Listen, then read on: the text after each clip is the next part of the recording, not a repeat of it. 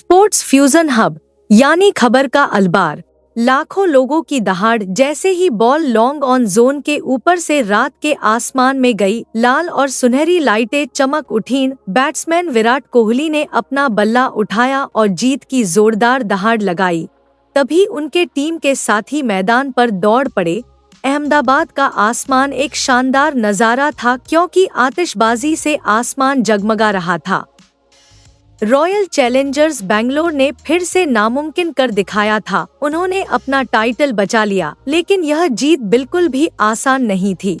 यह एक कड़ी लड़ाई का नतीजा थी। गुजरात टाइटंस के खिलाफ एक टेंशन भरा फाइनल, जो अपनी खोई हुई गद्दी वापस पाने के लिए बेताब थे। यह समझने के लिए कि आरसीबी इस मुकाम तक कैसे पहुंची, हमें थोड़ा पीछे मुड़कर देखना होगा। टॉस के उस पल की ओर जहां डिसिप्लिन, जबरदस्त जोश और किस्मत की एक नई कहानी शुरू हुई। इंडियन प्रीमियर लीग 2026 के ग्रैंड फिनाले में आपका स्वागत है। हम अब अहमदाबाद के शानदार नरेंद्र मोदी स्टेडियम में हैं, जहां कान फाड़ देने वाली दहाड़ और जबरदस्त एक्साइटमेंट का माहौल बन गया है। दो चैंपियन टीमें, मौजूदा चैंपियन रॉयल चैलेंजर्स बेंगलोर और ताकतवर गुजरात टाइटंस, आखिरी मुकाबले के लिए तैयार हैं। कई सालों तक आरसीबी शायद अगलेकिन वाली टीम थी। सितारों से सजी यह फ्रेंचाइजी हमेशा सफलता के करीब पहुंचती लेकिन नाकाम रहती थी। 2025 में यह तस्वीर बदल गई, जब उन्होंने आखिरकार अपना पहला खिताब जीता। आज रात वे सिर्फ एक और खिताब के लिए नहीं खेल रहे हैं, वे एक अनूठी परंपरा के लिए खेल रहे हैं। वे चेन्नई सुपर किंग्स और मुंबई इंडियंस के बाद आईपीएल के इतिहास में लगातार 2 खिताब जीतने वाली तीसरी टीम बनने के लक्ष्य के साथ मैदान पर हैं। उनके रास्ते में 2022 की विजेता गुजरात टाइटंस खड़ी है, जो एक बार फिर आईपीएल में शीर्ष पर पहुंचने के लिए बेताब है। सिक्का उछाला गया। आरसीबी के कप्तान रजत पाटीदार ने सही फैसला लिया और बिना किसी हिचकिचाहट के पहले क्षेत्र रक्षण करने का फैसला। वे जानते थे कि तेजी से रन बनाना कितना महत्वपूर्ण है, लेकिन आरसीबी के गेंदबाज एक विशिष्ट और एकीकृत योजना के साथ सामने आए। कठिन लंबाई पर गेंदबाजी करना और विपक्ष को कोई मौका नहीं देना। अनुभवी गेंदबाज भुवनेश्वर कुमार और जोश हेजलवुड ने आक्रमण का नेतृत्व किया और बड़ी सटीकता के साथ गेंदबाजी की। मैच की शुरुआत से ही दबाव बनना शुरू हो गया था। हेजलवुड ने तीसरे ओवर में पहला बड़ा झटका दिया। उन्होंने बिल्कुल सही निशाना साधते हुए short of A length delivery की। जीटी के कप्तान गिल इससे निपटने के लिए क्रीज से बाहर आए, लेकिन पर्याप्त जगह नहीं मिलने पर उन्होंने गेंद को जोर से मारा और सीधे विपक्ष के रजत पाटीदार के हाथों में दे दी। यह एक बहुत बड़ा विकेट था। कप्तान को सिर्फ 10 रन के बाद वापस लौटना पड़ा। अगले ही ओवर में भुवनेश्वर कुमार की बारी थी, मतलब इस सीजन के उनके 2 सबसे अच्छे बैट्समैन पहले 4 ओवर में ही डगआउट लौट गए थे। आरसीबी को पहला बड़ा झटका लगा और टाइटंस मुश्किल में पड़ गए। निशांत सिंधु को काउंटर अटैक करने के लिए बैटिंग ऑर्डर में ऊपर लाया गया और उन्होंने कुछ बेहतरीन शॉट खेलकर टीम का टोटल पावर प्ले में 45/2 पर पहुंचा दिया। लेकिन शुरुआती नुकसान पहले ही हो चुका था। जैसे जैसे फील्डर फैलते गए, विरोधी टीम पर दबाव बढ़ता गया। अब कश्मीर के एक अनकैप्ड भारतीय पेसर के लिए इस फाइनल में अपनी सफलता की कहानी लिखने का समय था। 2 साल के बैन और एक गंभीर चोट से उबरने के बाद रसिक सलाम डार अपनी जिंदगी की सबसे अच्छी रात का इंतजार कर रहे थे। वह पावर प्ले के ठीक बाद बॉलिंग करने आए और शुरू से ही शानदार पेस से कैच पकड़े। उनके दूसरे ओवर ने मैच का पासा पलट दिया।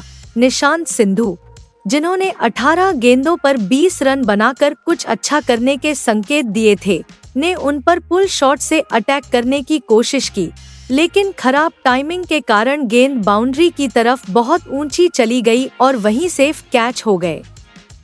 टाइटंस का स्कोर 55 रन पर 3 विकेट था। आरसीबी के बॉलर्स पर बहुत ज्यादा प्रेशर था। रन बनने की रफ्तार धीमी हो गई और बाउंड्री लगनी बंद हो गई। असल में गुजरात की इनिंग का पहला 6 13वें ओवर में लगा।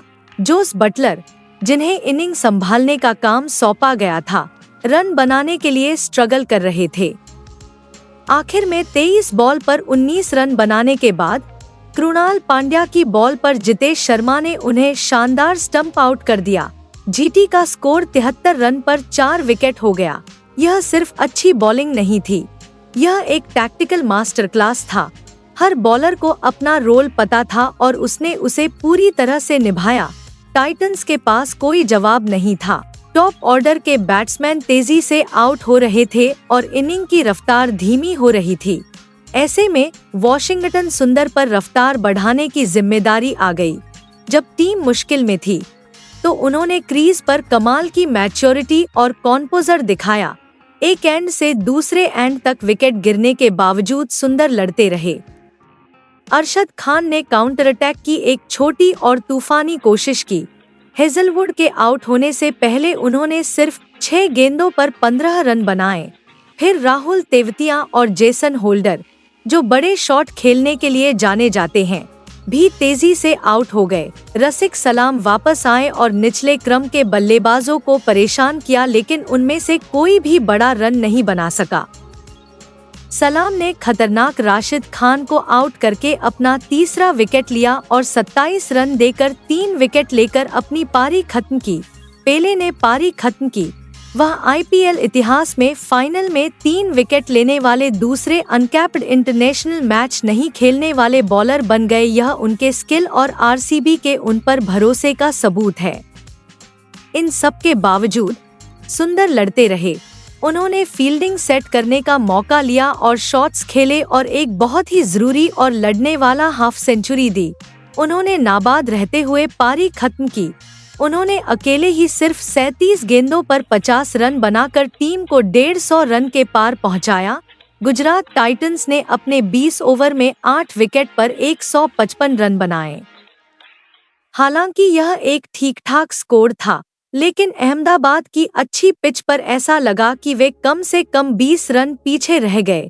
आरसीबी के बॉलर्स ने अपना काम पूरी तरह से किया। जीत के लिए 156 रन चाहिए थे। इतिहास रचने के लिए 156 रन। जब विराट कोहली और वेंकटेश अय्यर चेस करने आए तो हवा में बहुत एक्साइटमेंट था। टारगेट हासिल किया जा सकता था, लेकिन फाइनल के प्रेशर से अक्सर अजीब हालात बन जाते थे। तो आरसीबी ने क्या किया? उन्होंने बहुत ज्यादा अग्रेशन के साथ प्रेशर का सामना किया। उन्होंने शुरू से ही पर्पल कैप की रेस में सबसे आगे चल रहे कगिसो रबाडा पर अटैक करना शुरू कर दिया। खासकर कोहली तो किसी खास मकसद के साथ उतरे थे। उन्होंने और अय्यर ने मिलकर जबरदस्त अटैक किया और एक के बाद एक बाउंड्री लगने लगी। गुजरात के बॉलर, जिन्होंने अपने क्वालिफायर मैच में बहुत कंट्रोल में बॉलिंग की थी, अचानक थोड़े परेशान हो गए। पर्पल कैप की रेस में सबसे आगे चल रहे रबाडा अपने पहले 2 ओवर में ही 37 रन से हार गए। ओपनिंग जोड़ी अटैकिंग क्रिकेट का तूफान थी। सिर्फ 62 रन की पार्टनरशिप बहुत तेजी से बनी। वेंकटेश अय्यर खतरनाक मूड में थे। सिर्फ 16 बॉल पर 32 रन बनाने के बाद मोहम्मद सिराज, जो अपनी पुरानी टीम के खिलाफ खेल रहे थे, ने आखिरकार 5वें ओवर में एक ब्रेक थ्रू दिलाया। रबाडा ने अगले ही ओवर में देवदूत पडिक्कल को कुछ रन पर आउट करके कुछ बदला लिया। इसके बावजूद पावर प्ले के आखिर में आरसीबी 70 रन पर 2 विकेट के साथ मजबूत स्थिति में थी। उन्होंने जीत के लिए एकदम सही नींव रखी थी। जब ऐसा लग रहा था कि आरसीबी आसानी से जीत जाएगी, तभी गुजरात का ट्रम्प कार्ड राशिद खान आक्रमण के लिए आया और उसने वही किया जो वह सबसे अच्छा करता है, विरोधी खेमे में अफरातफरी मचाना। 9वें ओवर में अफगान जादूगर ने मैच का पासा पूरी तरह पलट दिया। पहले उसने आरसीबी के कप्तान रजत पाटीदार को गुगली पर आउट किया। फिर सिर्फ 4 गेंद बाद उसने फिर से वार किया और ऑलराउंडर कृणाल पांड्या को एलबीडब्ल्यू आउट कर दिया। यह एक जबरदस्त डबल धमाका था। अचानक आरसीबी, जो 91 रन पर 2 विकेट के आरामदायक स्कोर से 91 रन पर 4 विकेट पर लड़खड़ा रही थी। आरसीबी की पहले की तूफानी बैटिंग से हैरान भीड़ फिर से जोरदार नारे लगाने लगी। राशिद खान की लीडरशिप में टाइटंस वापसी कर रहे थे। क्या फाइनल में कोई बड़ा बदलाव होने वाला था? जैसे जैसे मैच अपने क्लाइमैक्स पर पहुंचा और विकेट गिर रहे थे, सिर्फ एक आदमी था जो डटा रहा, विराट कोहली। यह उसका स्टेज था, उसका मोमेंट था। उसने बहुत कुछ देखा था और आज रात उसे कोई रोक नहीं सकता था। उसने राशिद की बॉलिंग से प्रेशर हटाया और फाइनल के सबसे बड़े चेज में से एक को लीड किया। उसने सिर्फ 25 गेंदों में अपनी 50 पूरी की। यह आईपीएल हिस्ट्री की उसकी सबसे तेज 50 थी। उसकी इनिंग्स कंट्रोल्ड अग्रेशन और जबरदस्त स्किल का एक शानदार मिक्सचर थी। उसने टिम डेविड के साथ एक जरूरी पार्टनरशिप की। डेविड ने 24 रन की सॉलिड इनिंग्स खेलकर टीम को टारगेट के और करीब पहुंचाया। टीम के 132 रन पर 5 विकेट गंवाने के बाद भी कोहली पूरी तरह शांत और स्टेबल रहे। उसे पता था कि टारगेट पहुंच में है, उसे बस आखिर तक क्रीज पर टिके रहना था। उसने इस रनचेस को उसी स्किल और एक्सपीरियंस के साथ मैनेज किया जिसने उसे एक लेजेंड बनाया है। यह एक यादगार रनचेस था, एक ऐसा परफॉर्मेंस जिसके बारे में लोग आने वाले सालों तक बात करेंगे।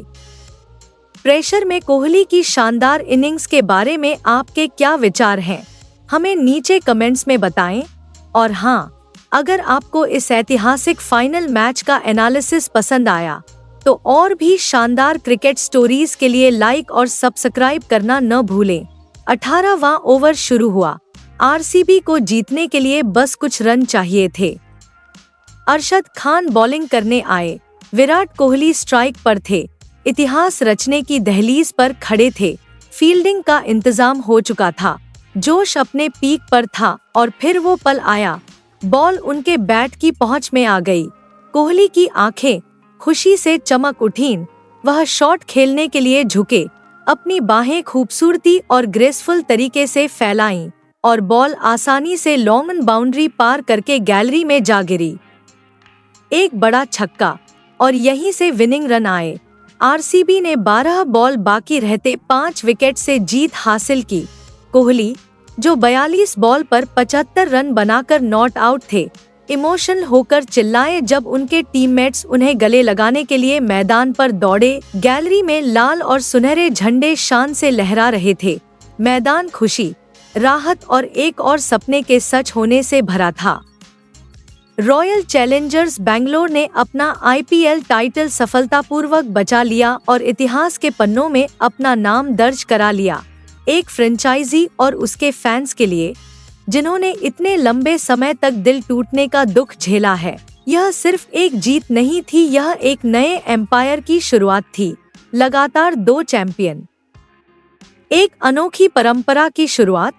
ताज रॉयल्स के पास ही रहा।